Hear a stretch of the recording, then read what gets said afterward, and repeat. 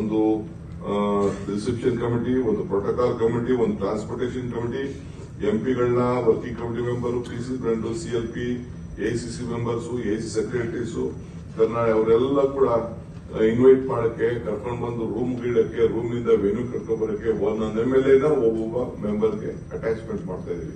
ಅಲ್ಲಿ ಯಾಕೆಂದ್ರೆ ನಾವು 400-500 ಗಾಡಿಗಳನ್ನ ಅಲ್ಲಿ ತಗೊಂಡ್ ಬರೋಕ್ ಆಗುದಿಲ್ಲ. ಅದಕ್ಕೆ MLAಗಳೇ ಬರಬೇಕು, ಅವ್ರ ಗಾಡಿಲೇ ಬರಬೇಕು, ಅವನೇ ಕರ್ಕೊಳ್ಬೇಕು, ಇನ್ನೊಂದು ಗಾಡಿ ಕರ್ಕೊಂಡು ಬರ್ಬೇಕು, ಸ್ಪೇರು ಒಬ್ಬ ಶಿಷ್ಯನ ಬುದ್ಧಿವಂತನ ಹಾಕೊಳ್ಬೇಕು, ಅವ್ರು ಕರ್ಕೊಂಡು ಬರ್ಬೇಕು. ಆ ರೀತಿ ವ್ಯವಸ್ಥೆ. ಅವ್ರು ಹೋಗಿ ರೂಮ್ ಬಿಟ್ಬಿಟ್ಟು ಇವ್ರದೆಲ್ಲ ಅಕಾಮಿಡೇಷನ್ ಇದೆ, ಅವ್ರು ಹೋಗಿ ನೋಡ್ಕೊಳ್ಬೇಕು. ಆ ಕೆಲಸ ಮಾಡ್ತಾ ಇದ್ದೀವಿ. ಇದಲ್ಲದೆ ಅವ್ರ ಪ್ರೋಟೋಕಾಲ್ ಡ್ಯೂಟಿ ಅವ್ರು ಮಾಡಬೇಕು. ಅವ್ರಿಗೆಲ್ಲ ಒಬ್ಬೊಬ್ಬ ವರ್ಕಿಂಗ್ ಕಮಿಟಿ ಮೆಂಬರ್ಸ್ ಅಟ್ಯಾಚ್ಮೆಂಟ್ ಮಾಡ್ತೀವಿ. ಎಂಪಿಗಳಿಗೆ ಒಬ್ಬೊಬ್ರು ಒಂದೊಂದು ಎಂಪಿನ ಅಟ್ಯಾಚ್ಮೆಂಟ್ ಮಾಡ್ತೀವಿ. ಅವ್ರು ಹೋಗಿ ಆ ಸ್ಥಳಕ್ಕೆ ಎಲ್ಲಿ ನಾವು ಫಂಕ್ಷನ್ ಮಾಡಿದ್ದೇವೆ ಅದಕ್ಕೆ ಅಲ್ಲಿ ಕರ್ಕೊಂಡು ಬರುವಂತ ಕೆಲಸವನ್ನ ಅವ್ರು ಮಾಡಬೇಕಾಗ್ತದೆ, ಹೋಟೆಲ್ ಇಂದ ಆ ಜಾಗಕ್ಕೆ. ಇದಲ್ಲದೆ ಫುಡ್ ಕಮಿಟಿ ಮಾಡಿದ್ದೀವಿ, publicity committee, social media committee, transportation arrangement for delegates ಮಾಡಿದ್ದೀವಿ. ಆಮೇಲೆ ಕಮಿಟಿ ಫಾರ್ ಸಿಎಂ ಡಿನ್ನರ್ ಇರ್ತದೆ, ಅದಕ್ಕೊಂದು ಕೆಲವು ಜವಾಬ್ದಾರಿ ಅಸೆಂಬ್ಲಿ ಒಳಗಡೆ ಅದು ಇರ್ತದೆ. ಗಾಂಧೀಜಿಯವ್ರನ್ನ ಪ್ರತಿಮೆ ಮಾಡುವಂತಹ ಒಂದು ಪ್ರತಿಮೆ ಉದ್ಘಾಟನೆ ಮಾಡುವಂತ ಒಂದು ಇರ್ತದೆ, ಅದಕ್ಕೊಂದು ಕಮಿಟಿ ಮಾಡಿದ್ದೇವೆ. ವೀರ್ ಸೌಧ ಅಂದ್ರೆ ಗಾಂಧಿ ಬಾವಿ ಇರುವಂತ ಜಾಗ, ಅದಕ್ಕೂ ಕೂಡ ಒಂದು ಕಮಿಟಿಯಲ್ಲೂ ಕೂಡ ಒಂದು ಮಾಡಿದ್ದೇವೆ. ಟ್ರಾನ್ಸ್ಪೋರ್ಟೇಷನ್, ಕಲ್ಚರಲ್ ಪ್ರೋಗ್ರಾಮ್ಗೆ ನಮ್ಮ ಶಿವರಾಜ್ ತಂಗಿ ಅವರ ಮುಖಂಡತ್ವದಲ್ಲಿ ಅವರಿದ್ರು ಕೂಡ ಅವ್ರ ಜೊತೆಗೆ ಒಂದು MLA ಹಾಕಿರ್ತೀವಿ, ಮಿಕ್ಕಿದ್ದು ಕೆಲವು KBC ಆಫೀಸರ್ಸ್ ಹಾಕಿರ್ತೀವಿ. ಎಲ್ಲ ಕಮಿಟಿ ಕೂಡ ಅವ್ರನ್ನು ಕೂಡ ಎಲ್ಲ ಹಾಕಿರ್ತೀವಿ. ಆಮೇಲೆ ಎಲ್ಲ ಪಬ್ಲಿಕ್ ನ ಮೊಬಿಲೈಸೇಷನ್ ಮಾಡಲಿಕ್ಕೆ ಅದಕ್ಕೂ ಕೂಡ ಕಮಿಟಿ ಹಾಕಿದ್ದೀವಿ. ಇದಲ್ಲದೆ ಮುಖ್ಯವಾಗಿ ನಾನು ವರ್ಕಿಂಗ್ ಪ್ರೆಸಿಡೆಂಟ್ಗೆ ಈಗ ನಾನು ಹೇಳ್ತೇನೆ, 20 ಇಲ್ಲ 21ನೇ ತಾರೀಕು ಎಲ್ಲಾ ಜಿಲ್ಲೆ ಅಂದ್ರೆ 62 ಕ್ಷೇತ್ರ ಏನು ಕಲ್ಯಾಣ ಕರ್ನಾಟಕದಲ್ಲಿದೆ, ಇದು ಕಿತ್ತೂರು ಕರ್ನಾಟಕದಲ್ಲಿದೆ, ಅಲ್ಲಿ 21, 20ನೇ ತಾರೀಕು ಒಳಗಡೆ ಒಂದು ಸಭೆ, ಕಾರ್ಯಕರ್ತರ ಸಭೆಯನ್ನ ಈಗ ಹಿಂಗ್ ನಾನು ಈ ಸಭೆಯನ್ನ ಮಾಡಿದ್ದೇನೆ, ಆ ರೀತಿಯಲ್ಲಿ ಸಭೆಗಳನ್ನ ಮಾಡಬೇಕು ಅಂತ ಹೇಳಿದ್ದೇನೆ. ಯಾಕಂದ್ರೆ ಜಾಗೃತಿ ಮೂಡಿಸುವಂತ ಸಭೆ. ಅಲ್ಲಿಂದ ಕನಿಷ್ಠ ಒಂದು ಕ್ಷೇತ್ರದಲ್ಲಿ 4,000-5,000 ಜನ ಕೂಡ ಬೆಳಗಾವಿಗೆ ಅಲ್ಲಿ ಓಡಿಸಬೇಕು. ದೊಡ್ಡ ಮಹಾಸಮಾವೇಶ ಆಗಬೇಕು. ಕಂಪ್ಲೀಟ್ ಇಡೀ ಬೆಳಗಾವಿ ಒಂದು ಚಿತ್ರವನ್ನೇ ಒಂದು ಬದಲಾವಣೆ ಮಾಡೋ ರೀತಿಯಲ್ಲಿ ಅಲ್ಲಿ ಮಾಡ್ತಾ ಇದ್ದೇವೆ.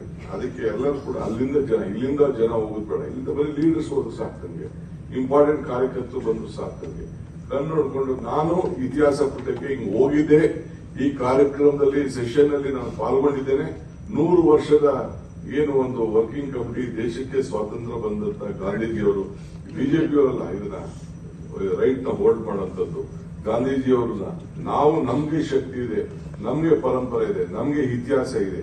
ಆ ಇತಿಹಾಸವನ್ನು ನಾವು ಕಾಪಾಡಿಕೊಳ್ಳಿಕ್ಕೆ ನಾವೆಲ್ಲ ಕೂಡ ಬದ್ಧರಾಗಬೇಕು. ಅದಕ್ಕೆ ನಾವೆಲ್ಲ ತಯಾರಾಗಬೇಕು ಅನ್ನೋ ದೃಷ್ಟಿಯಿಂದ ಇವತ್ತು ನಿಮ್ಗೆಲ್ಲ ತಿಳಿಸ್ಲಿಕ್ಕೆ ನಾನು ಕರೆದಿದ್ದೇನೆ.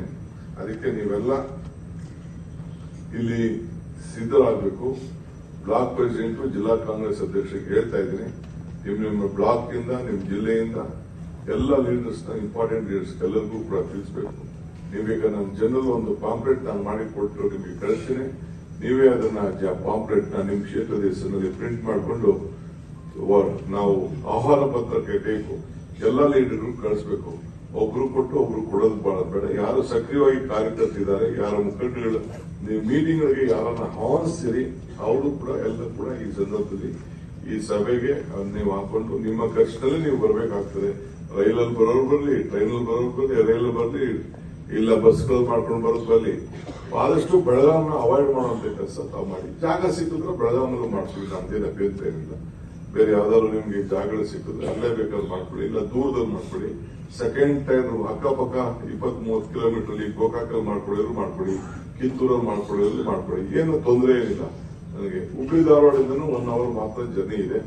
ಬೇಕಾದಷ್ಟು ಹುಬ್ಳಿ ಧಾರವಾಡದಲ್ಲಿ ಅಕಾಮಿಡೇಷನ್ಸ್ ಎಲ್ಲ ಬೇಕಾದಷ್ಟೆಲ್ಲ ಇದೆ.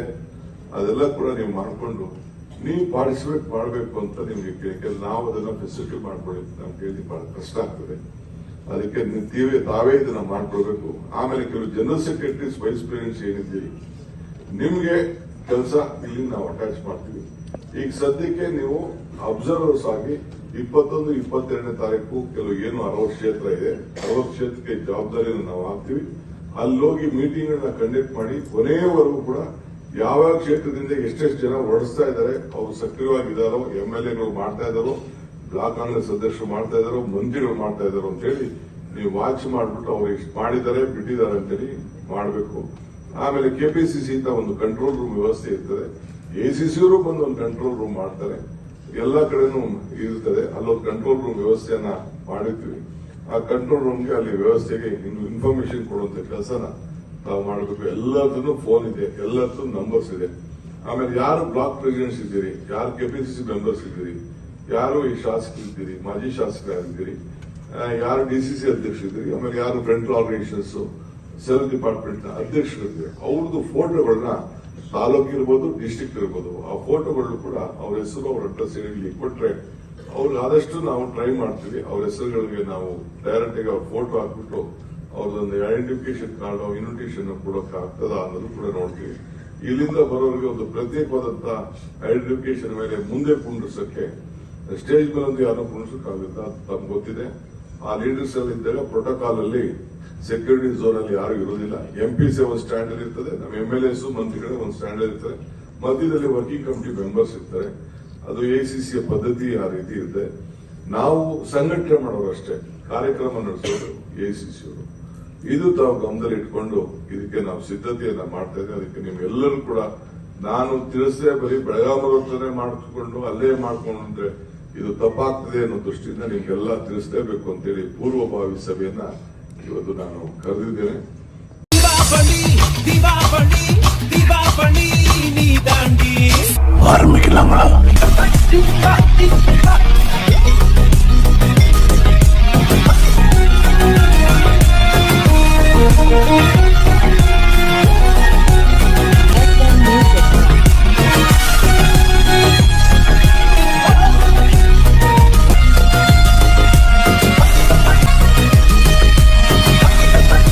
தரம் என்றும் நிரந்தரம், தரம் என்றும் நிரந்தரம், தரம் என்றும் நிரந்தரம். வாங்க.